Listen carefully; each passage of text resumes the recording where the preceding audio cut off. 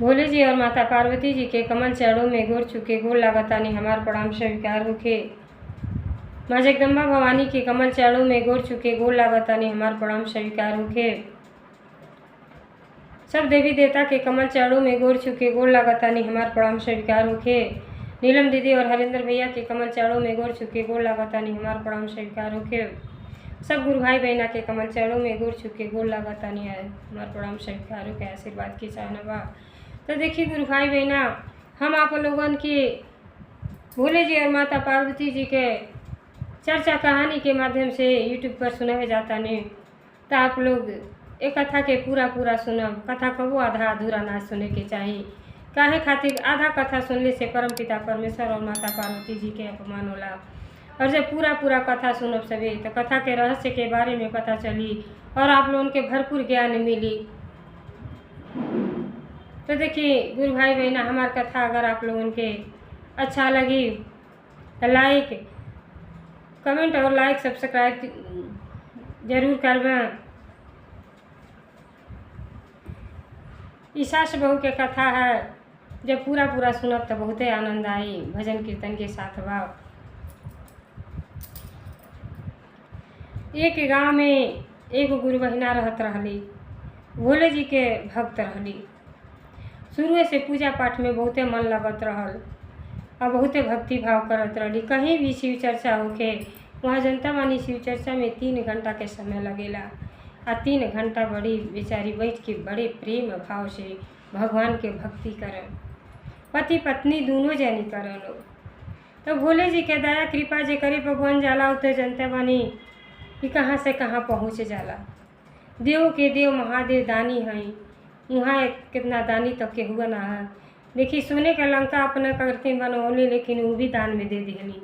आ अपने झोपड़ी में रह के गुजारा करेले और दुनिया संसार के देख रेख करे वाला त्रिलोकीनाथ। तो बेचारी इतना भक्ति भाव करत रही, इतना मन शुद्ध रहल कि भगवान जी के दया से बेचारी के देखी गुरु भाई बहना सब कुछ रहल। घर खेती बाड़ी धन दौलत सब कुछ भोले जी देले रहनी। कोठा अटारी सब रहल और भगवान जी के दया से 2 ठो पुत्र उनके रहलन।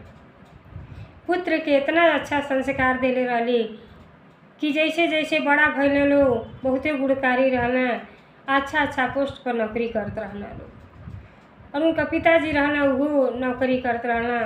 तीनों जनी एक जगह रहते रहना लोग। और जब सियान हो गई लोग तो गुरु बहिना अपने दोनों लड़कन के विवाह कर दिली। जब दोनों लड़कन के विवाह हो गई, जब लोग बहू लोग घर में आ गईली, तो देखी सास तो बहुते संस्कारित रहली। अब बहू जब एक जनी आए लली तब कुछ तनी गनीमत रहल, कुछ दिन अपन काम धाम करें सास के सेवा भाव। लेकिन जब 2 जनी आ गईली, छुटकियों पतोह जब आ गईली, तब दोनों जनी में एकदम बिल्कुल पटन आई। लगल दाजी दाजा होके काम करती। देखी गुरु भाई बहना, जब मनुष्य के शरीर इतना सुंदर मिलल बा तो काम तो करही के चाहिए और सेवा भाव कैले से तो पुण्य मिलेला। लेकिन एक दूसरे के देख के दोनों जनी बिगड़ गए लोग। न समय से खाना बनावे लोग, न समय से चाय दे लो के न घर द्वार के सर सफाई करे। आए दिन रोज तकरार करे लोग। अब एक दिन सासू माँ कहली कि बड़की पतोहा से कि ये बहनी तनी चाय बना दो। कहली चाय बना दी। अब ढेर चाय नहीं मम्मी पियल जाला, शुगर हो जाई। अब इतना कोई के बहटिया की हो ना कहतरी कि बनाई चना बनाई। आ जाके AC चालू कैली, आराम से सुत गईली। अब सास हर अगोरताड़ी पहर अगोरताड़ी कि अब हमार बहू चाय बना के ले यहाँ चाय के ठिकाना नहीं। अब बेचारी उठ के जब गईली अंदर तो देखा ताड़ी घर में ना झाड़ू मारल बा ना पोछा मारल बा, घर वही तरह गंदा पड़ल बा। तब छोटी बहू के बोलावत है। पहली छोटी बहू सुना, कहली का माँ अत कहो ऐसे घर रहेला, घर के लक्ष्मी बेटिए बहू होई। घर के सफाई पहले करेला, सब तो अपने शरीर के सफाई करके पूजा पाठ करेला। ते मनुष्य के शरीर लोगन पौले बाड़ू तो अपने जीवन के धन्य बनाओ। नहा धो के एक लोटा जल दिहल जाला भगवान जी के, ओकरे बाद घर गृहस्थी के काम कइल जाला। कहली कि हम का करी, दोनों जन रहली देवरान जेठान, दोनों आपस में पारी बांध लेले रहली। एक काम जेठान करे तो एक काम देवरान करे। ऐसा समय आ गई बा गुरु भाई बहना। अब छोटी बहू से जब सास कहता कि घर के सफाई नहीं खिलौन कैले, कैसे लक्ष्मी बाजी वास करी हम। अब गुरु बहिना जब तक रहली तबले बेचारी घर द्वार के सफाई के साथ साथ पूजा पाठ और लइकन के घर गृहस्थी सजी संभाल लेत रहली अकेले। आ दू जनी के अइले पर कोनो कमवे ना लौकता। अब बेचारी क्या करें। अब छोटी बहू कहताड़ी कि क्या करी, हमार तो खाली पोछा मारल काम है, झाड़ू मारल तो दीदी के काम है। झाड़ू ना मारली तो हम पोछा कैसे मारी। अब जब बड़ी बहू के बुलावल गई, बड़ी बहू अली तो कहली क्या हो, काहे आज झाड़ू नहीं घर में मारल, बताओ कैसा लोग लक्ष्मी बाटू। कहली घर तो साफ बा तो का करे के झाड़ू मारी। अब जब इतना बात जब सास सुनली तो जनता बाणी बेचारी चुप हो गई। कहे से बहुते ज्ञान रहल, पूजा पाठ वैसे ना होला, बहुते अंदर शक्ति भगवान देली, अब प्रेम देली। अब चुप हो गई और जाके लगली कहली बताओ चाय कब से इंतजार करते हैं, चाय नहीं बनल जेकरे घर में दू ठो बहू। अब बेचारी जाके किचन में जब चाय बनावे लगली तब बड़ी बहू आड़े से ताकत आड़ी, अम्मा का करता नहीं, अरे चाय तो बनावता नहीं। तो एक कप पप्पू के पापा करते चाय बना दे, वो चावा मांगत है। अब सास बेचारी क्या करें, अपने तो अपने बनौली, अपने बेटे को बना के पिया देली, लेकिन एहू से ज्ञान नहीं होता। देखी गुरु भाई बहना, जब ज्ञान सीखल चाहिए तो इशारा काफ़ी बा बेटी बहू करते कि बूढ़ा आदमी हो के वो बेचारी बिना नहैले बिना स्नान कैले पूजा पाठ कैले कौनो काम ऐसा ना करे, मुँह में कुछ ना डाले। लेकिन बहू सुतल ही से शासन आई बा, जब 8 बजे 9 बजे दिन उगले के बाद जब उठी, कि कौनो शास्त्र में नहीं लिखल है, पढ़ाई लिखाई सब बेकार बा। कि 4 बजे तो 4 साढ़े 4 बजे तो उठी जाए के चाहिए। और घर द्वार के सफाई के बाद पहले शरीर के सफाई शुद्धिकरण बहुत जरूरी है। काम तो जीवन भर ना ओराई, दिन भर काम करे तो ना ओराई, लेकिन पहला काम घर के सफाई, दूसरा काम शरीर के सफाई, नहैले के बाद भोजन बनावे के चाहिए। आ उतना कार हम रोज करीला, लेकिन समय से कुछ समय कही नहा ले, दिन भर और काम कैल करे, लेकिन सुबह झाड़ू पोछा कह के नहा के तबे खाना बनावे। आ सास प्रतिदिन बे नहैले कुछ ना करे, वो तो 2 ठो लइका पलले रहली, इतना अरबो करबो पढ़ाई लिखाई को के इतना तैयार कैले रहली। आ 2 ठो जेकरे घर में बहू आयल बाड़ी तो समय से चाय पानी खाना नहीं बन पाता, वो बनावे। अब बेचारी बहुते परेशान रहे। अब यहाँ तक नहीं रहे, अब सोची खाना बनावे जब जा सब तो केहू 8 बजे उठे तो केहू 9 बजे उठे। और उठले के बाद न झाड़ू न पोछा कैसो बस ब्रश कैली कि गैस पर भिड़ गई, फटे दे बनावा खा ला, बस इतना संस्कार बा। तो ये संस्कार तो जब कहीं कथा भजन कीर्तन जब सुनी तबे न ज्ञान मिली। पूजा पाठ कुछ जानबे ना करी, न सुनबे करी, न देखबे करी, तो ज्ञान कहाँ से आई। जब छोटे बच्चे 3-4 साल को हो जाता ना तो कॉलेज में स्कूल में डालल जाता कि जइहे तो गुरु से ज्ञान सीखी हैं, तो वो लइकन के ज्ञान हो जाता। लेकिन ये बहू बेटी के ज्ञान ना जानी कहाँ चल जाता।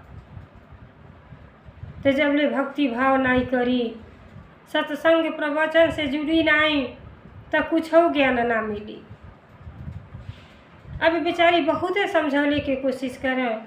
खाना अगर बना लो तो बर्तन पड़ो है पर दिन भर रहे, पहले के पुरनिया गंवार रहना है, पढ़ाई शिक्षा उच्छा एकदम ना जानत रहना है, लेकिन इतना जरूर लड़की बहू बेटी जानत रहली है कि खाना खैले के बाद बर्तन जब सूखेला तो उतने मनई जी खैले रहला ओकर शरीर सूखेला, बर्तन तुरंत धो के हटा देवे के चाहिए। लेकिन आजकल के तो बस सवेरे के बर्तन साझी सिंके में भरल रही, मजा आई तो एक दाई खड़बड़ खड़बड़ हो जाई। खड़बड़ खड़बड़ बर्तन भी कईल बड़ा गुनाह है। जितना आसानी से धैर्य पर पूर्वक से काम करी उतना सही है। अइलो लक्ष्मी भाग जाली। अब बर्तन जब खा के लोग ढकेल दें, अब भन भन भन भन माछी कर सास के अरे भाई बर्तन काहे पड़ल बा, आ तो छोटको के कार है माजा न मजली नहीं तो हम धोई कैसे, तू कहे धोए के तैयार ना भली तो हम माजी कैसे। आपस में राय दिन रोज तकरार लगल रहे गुरु भाई बहन। न घर देखे लायक रहे न बिस्तर देखे लायक रहे। अरे वो सास तो वो अपने सास ससुर के सेवा कैले रहली। हमन के जमाना में खैले से पहले बिस्तरा सब टाइट सब कर देते रहल, बिछा के मसारी लगा देते रहल कि सास ससुर के तनिको कौनो प्रकार के दिक्कत न होखे। बहुत सब संघर्ष के कैले भाई सब। तो हमन के जवान बानी ते तनो ना कल जाए तो बहू बेटी के मतलब का रह जाए। अब बेचारी बहुते तंग आ गईली। आए दिन दोनों बहुएं अब कपड़ा फिचले करती अलगे लड़ाई करे। छोटको कहें बड़को कहें फिचली ना तो हम डारी कैसे। आपस में मैंने हर काम करते तकरार करल। सास बहुते चिंतित रहे कि इतना जवान शरीर इतना सुंदर सुंदर शरीर भगवान देले बड़ा, कर्म ही पूजा है, लेकिन ये सब खाना बनौले में इतना समन के भीड़ पड़ा था। अब इतना नहीं रह देखी गुरु भाई बहना। अब ऐसे करत करत अब दोनों आपस में कहली कि अब ऐसा बा हमन के एक में रहले ना जाई, हमन के अलग अलग रहल जाई। लेकिन लड़की बहुत अच्छा रहल। लड़कन के भनक जौन रहली देखी सास बहुते गम करेली। दिखावा कवनो बिल्कुल दिखावा वाला चीज़ें ना रहेला। अब बहु लोगन में दिखावा आ गइल बा कि मर्द हमारा आ जाइए तो खड़बड़ खड़बड़ करब तो मर्दे जनिए कि हमार मेहरारू बहुत काम करती है। आ सास लोगन के अंदर ही रहल कि झटपट सर सफाई कर के किनार कदम फुर्सत मिल जाई तो चाहे मर्द चाहे लड़की है तो 10 मिनट के समय मिली तो बैठ के दूठो प्यार के कोनो बात बतियाई और जीवन धन्य हो जाई, कट जाई आराम से। लेकिन आजकल दिखावे करती जब पति आ जाए हैं तो बर्तन लेके बैठ जाइए बहुत काम करता है तो घर परिवार कैसे चली। अब बेचारी एकदम तंग आ गई लली कहे सब कि अब घर के बंटवारा हो जा, आपन आपन रही तो खूब बढ़िया से सफाई कर जाई और चट दे चाय बना के पी ले जाई। न सास के देखे के रही न ससुर के देखे के रही। लेकिन जौन गुरु बहिना रहली वो भोले जी के भक्त रहली, बहुत पूजा पाठ करें। तनिको घर के बात बाहर तक ना केहू जाने कि हाँ घर में बहू ऐसन बाड़ी। समय से खाना ना मिले लेकिन फिर भी कुछ कहा ना है। अब एकदम हद पार कर दिली दोनों। तब का कहली रात के सुतले में थोड़ा बहुत तकलीफ होला ना, जब जनता बानी जब अपने बराबर लड़कन के कह दे कब चाय करती इंतजार करे के पड़े तो ऐसे अच्छा बाल बच्चे नहीं बना वह सुखी बा समझी। अब बेचारी बहुते तंग आ गईली। आ रहा दिन रोज दोनों झगड़ा आपस में खाली खैले बनौले करते कर। तो सुतले में बेचारी भगवान जी के ध्यान कैली, भोले जी के और माता पार्वती जी के ध्यान कैली कि हे पिताजी हमार आप गुरु हैं, हम आपके सेविका हैं, हम शिष्य को मदद करें। ये बहुवन के ज्ञान दें कि देखू के ज्ञान सीखें। अरे भक्ति भाव तो बुढ़ापा में केहू कोई ना पावेला, लेकिन जेकरे दिमाग बा ज्ञान बा तो देखी के सीख लेला। ये कैसे सब सुधार करी हम अगर हम के कुछ रास्ता ऐसा बताई कि ये सबन के जीवन के सुधार दें कि आपस में प्रेम से रहें, मिलजुल के रहें।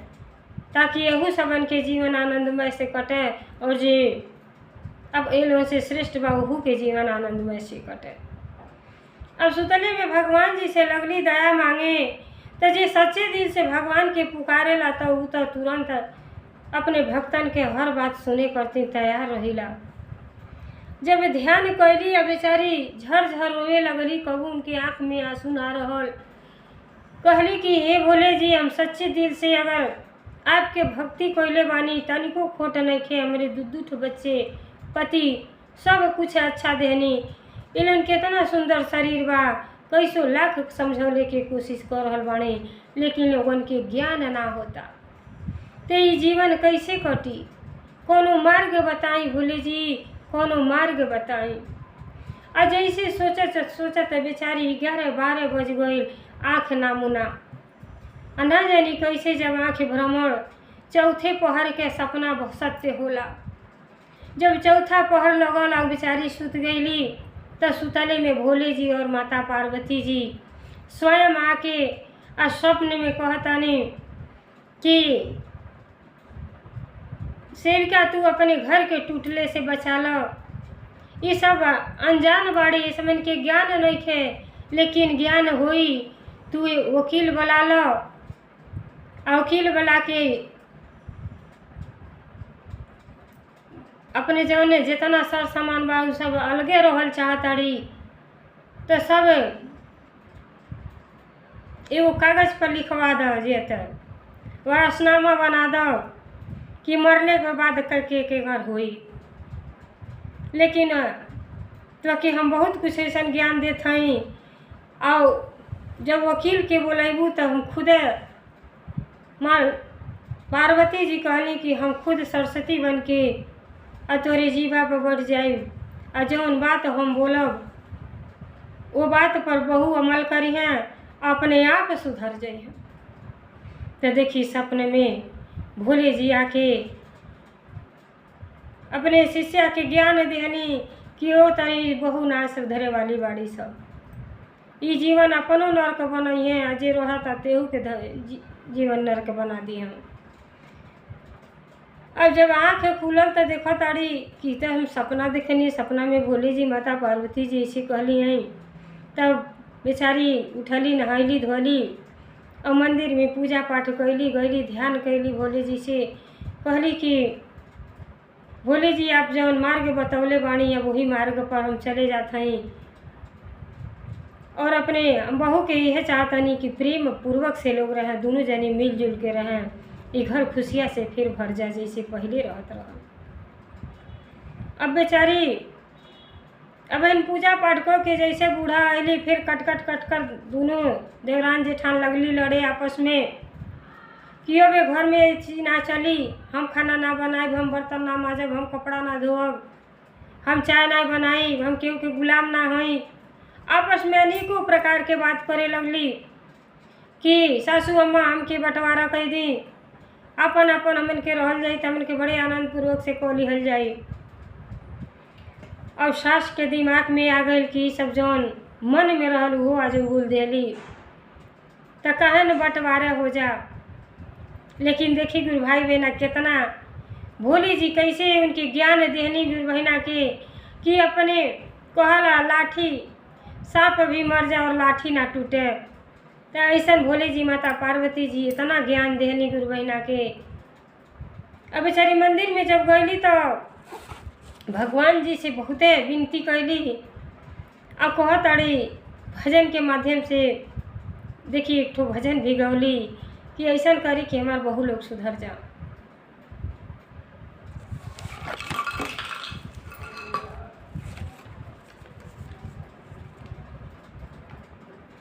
बाटी कैले हमरो बाहु अत्याचार भोला जी, बाटी कैले हमरो बाहु अत्याचार भोला जी, उनके पापे के गठरी सवार भोला जी, उनके पापे के गठरी सवार भोला जी। बाटी कैले बाड़ी बहु अत्याचार भोला जी, उनके पापे का गठरी सवार भोला जी। उनके बुद्धि और दे दी संस्कार भोला जी। उनके बुद्धि और दे दी संस्कार भोला जी। बाटी कैले हमरो बहु अत्याचार भोला जी। हमरो नैया लगा दी बेड़ा पार भोला जी। हमरो नैया लगा दी बेड़ा पार भोला जी।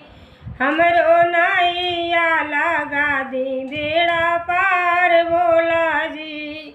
तो देखिए गुरु भाई बहना शिष्या बेचारी भगवान जी से जो सास रहली उनकर वो भगवान जी के मंदिर में भजन गावत अड़ी और कहते कि हे गुरु जी हमरे बहू लोगन के ज्ञान दी। बहू तो घर के लक्ष्मी होली, जब घर गृहस्थी ना संभाल पाइए तो आगे कैसे बढ़िए।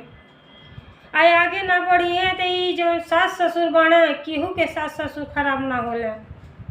जीते जी सब यह सोचेला कि लड़के हमार कामयाब हो जा, बहू कामयाब हो जा, ती जौन है परान बा वो बड़े आसानी से निकल जाला कि अब हमरे लड़के संतुष्ट हो गए, अब कोनो प्रकार के कमी नहीं खे, अब प्राण भी निकल जाई तो हमार लड़के जी खाली है। लेकिन जब तक लड़के संतुष्ट ना होले ई मौत भी आ जाला तो जल्दी प्राण ना निकलेला। गुरु भाई बहना ई प्राण ना निकलेला। अब गुरु बहना माथा टेक के भोले जी के मंदिर में लगली रोए और भोले जी से आग्रह कैली कि हमके अब ऐसा कौन रास्ता बताई कि लोग सुधार कर ले, अपन घर गृहस्थी संभाल ले। बच्चे तो हमार बहुत अच्छा बने, पति भी परमेश्वर देने, लेकिन बहू के लोग उनके थोड़ा सा ध्यान दे दी। अब वो जैसे वहाँ ध्यान कैली और उनके दिमाग में आ गई कि सत्य बात बा, सपना में भोले जी आए रहनी हुई तो वकील के काहे न बना के वरासनामा कर दी जितना जायदाद बा। अब अपने बहू लोगन के बुलौली और वकील के बुला दिली, कहली कि वकील साहब आई। वकील साहब आइला तो बहू लोगन के बुलौली तो बहू लोग कहताड़ी कि बड़ा खुश भैली कि याद तो हमारे घर के बंटवारा हो जाई, आयापन अपन हो जाई तो देखी दूना जांगर हो जाई। अब कहताड़ी कि वकील साहब चाय ले कि काफ़ी ले कि ठंडा ले, जेकर जितना जमीन जायदाद सब कुछ सास ससुर कहले थे कि एक कप चाय ना मिलता। और जो वकील साहब आयल बना तो उनके काफ़ी चाय सब लेके लोग तैयार बाड़ी कि का पियब का खाई। वकील साहब कहला हमके कुछ हो ना चाहे। और दोनों जनी इंतजार करत ताड़ी कि देखिए हमार सास का करेली, कौन चीज़ हमरे हिस्सा में आवेला। तब बड़को कहताड़ी कि हम तो सास के रखम नहीं, हमन के दुए जनी रहल जाए, एगो लड़का बात आराम से तीने मनाई के भोजन बनावे के पड़ी। और छोटको के विचार में यह बा कि हमहू अलगे रहब तो केहू के लेके ना रहे कोई तो ससुर रह जाए, काहे से ससुर कमाता न सास के देखता, सास अभी ने अपन बना खा ली है। अब दिमाग में लोग उल्टा पुल्टा चला था। तब बेचारी कहताड़ी, सास जी कहताड़ी वकील से कि बैठी हम आपके बुलौले बाणी वारिसनामा करे करती कि घर घर में लागल बा, घर घर में लागल बा बंटवारा के बीमारी। आ घर संगे बाटल जाता बाप महतारी। घरे घर में बाटल जाता बाप महतारी। अब कहताड़ी कि देख ली यहाँ तक ना बा, बहू आपस में बहुत कुछ कही रहल बाड़ी कि ये लोगन के बस हम ही या तो हमार पति रहे करे अलावा केहू के खाना भोजन पानी न बनावे के रहे। ऐसन संस्कारित बहू लोग मिलल बाड़ी। तो बड़ा बेचारी कहली कि लिखी कि हमरे 2 पुत्र बाणे, दोनों पुत्र बहुत अच्छा बाने। मरले के बाद हमार जितना जमीन जायदाद बा दोनों बेटा बहू के नाम हो जाए के चाही। अब खिलखिला के दोनों बहू हंस पड़ली कि सास तो हमार बहुत अच्छा काम कैली। अब तमन के बंटवारा हो जाई, झंझट छूट जाई, सास ससुर के सेवा भाव खाना पानी ना बनावे के पड़ी। और सजी चीज़ आसानी से मिल जाए। अब वकील साहब कलम उठौना लौना लिखे तो कहली कि देखी लेकिन हमारे एगो शर्त बा कि अगर ये दोनों जनी देवरान जेठान आपस में प्रेम से मिल जुल के रही हैं तो जितना घर खेत जौन सब कुछ धन दौलत बा सब हमार बेटा बहू के हुई। लेकिन तनिको जो लोग खटपट से रही हैं तो जितना हमारे खेती बाड़ी बा सब गरीबन में बांट दिहल जाई। फिर कहला कि और घर कहली घर तो हमरे नाम से बा आ घर में जब प्रेम पूर्वक से घर के बढ़िया अच्छा से सर सफाई करिए लोग आ ठीक ठाक से रही लोग तो सब धन दौलत तो यही लोगन के बा, हमन के तो अब चंद दिन के मेहमान बनी। लेकिन अगर मिलजुल के प्रेम भाव से ना रही हैं लोग तब मरले के बाद जौन बा ये हमारे घर जौन हमरे नाम से हमार घर बा ये घर अनाथ बच्चन के नाम से हम दान दे देतानी ये लिख दी। अब देखी यह भोले जी ज्ञान दे के गए कि अपने घर के टूटले से गुरु बहिना बचा लें। अब एकरे अलावा दूसर कौनो मार्ग नहीं बा। अरे न केहू लेके गुरु बहिना केहू आइल बा न लेके जाई। ये धन दौलत कोठा अटारी सोना चांदी रुपया पैसा सब यहीं जौन की शरीर भी यहीं छोड़ के चल जाई, एको साथे ना जाई। लेकिन यह ज्ञान अगर बहू में हो जा तो घर खुशियों से भर जाए। अब जब इतना बात दोनों बहू लोग सुनली तो देखी तुरंत मन बदल गए दोनों जनी के। कहली ना ना माँ अब ऐसा गलती कबो ना होई, ये तो हमार जेठान बड़ी बहन के समान है। और जेठान कहली ना भाई ना माँ, अरे ये छोटी देवरानी तो हमार छोटी बहन हुई, आज से ऐसा घर में कुछ हो ना होई। अम्मा आके चरण पकड़ लेली, कहली कि जब तक आप सास ससुर जीवित बानी आपके सब चीज़ सेवा भाव हमन के कल जाई और कोनो प्रकार के कमी ना हुई। देखी क्षण भर में मन बदल गई। तो ज्ञान के होना बहुत आवश्यकता चीज़ है। सास हर तरह से गुजरल रहली, केहू ना चाहेला कि घर में खटपट हमार परिवार खटपट रहे, पतो ही मिलजुल के ना रहे, पतो ही तो भी बेटी है। और दोनों जनी की क्षण भर में भोले जी ऐसा मन बदल देली कि बड़ी वाली कहतड़ी कि समय से चाय के जिम्मेदारी हमार है, सेवा भाव हम करब अपने सास के। आ कबो आपके उठेले के कौनो काम से आपके मतलब ना रही, दोनों बहन हमन के कह लिहल जाई। वकील साहब से कहली ना ऐसा कबो गलती ना हुई। अरे ये तो हमन के आपस में दोनों जनी सगे बहन है जा। आइए के घर छोड़ के आए बड़ी दूसरा घर तो यह अपन घर है, यह माई बाप आपन है, तो कैसे तकरार कह के रहल जाई। जौन भूल भयल कि हमन के पीछे दिन छोड़ देता नहीं। अब से हमन के ज्ञान हो गई बा ऐसा घर में कबो ना होई।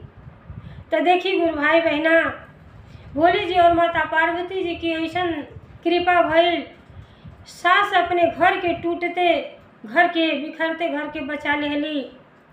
जैसे हम झाड़ू के बांध के रखेली तो पूरे घर के सफाई हो जाला,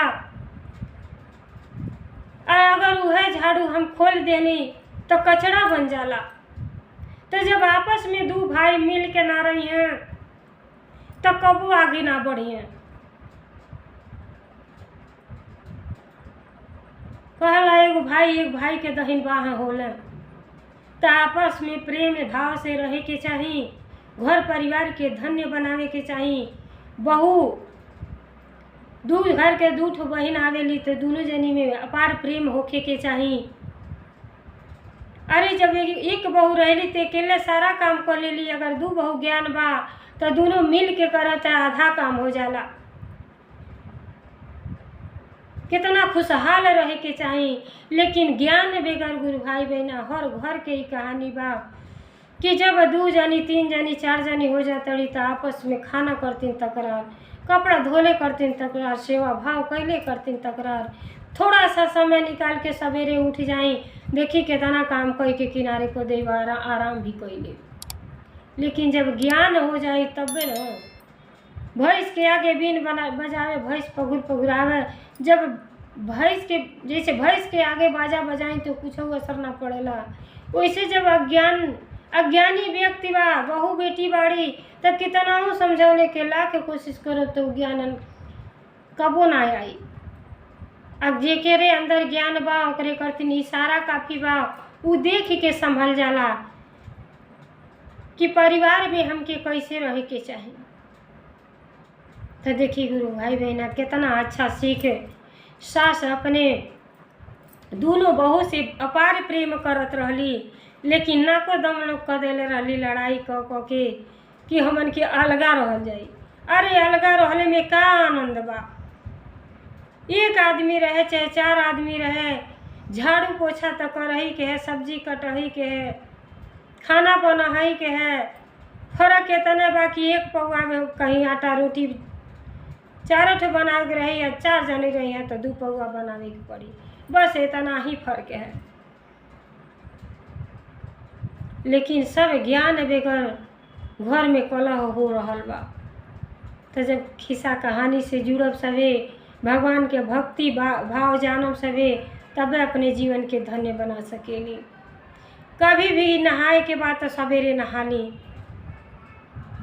घर के सफाई कैले के बाद तुरंत नहा ले के चाहिए, तब जाके गैस के बारे के चाहिए। बिना नहैले तो गैस छुही के ना चाहिए। लेकिन जब ज्ञान रही तब न तो अपने दोनों बहू के बचा ले ली, अपार प्रेम आ गई। सब भोले जी और माता पार्वती जी के ऐसा दया भइल कि घर में आनंद ही आनंद आ गई। बड़े प्यार भाव से जैसे वैसी बहन ना रहत हुई हैं। दोनों देवरान जेठान में बहुत अच्छा जमे लगल और वह काम आटे ना आई। अरे केहू झाड़ू मारे तो केहू पोछा मारे, केहू बर्तन माजे तो केहू धोले, केहू खाना बनावे तो रोटी केहू बेल दे, केहू बनावे तो केहू परोस के खियाले। आ काम ऐसा बट गई कि क्षण भर में सारा काम करके लोग धो दें और खुशी मन से सास बहू बैठ के अपन आनंद उठावे लोग। तब बताएं ये हमें आनंद बा आ कि लड़ाई झगड़ा करके अलग रहले में आनंद बा। तो जैसे भोले जी और माता पार्वती जी वो सेविका के ज्ञान देनी, अपने बेटी बहू के अच्छे मार्ग पर ले आ देली, वैसे भोले जी माता पार्वती जी के दया कृपा हर परिवार पर बनल है। हर हर महादेव, घर घर महादेव। भोलेनाथ की जय, सच्चे दरबार की जय, 56 कोट देवता की जय।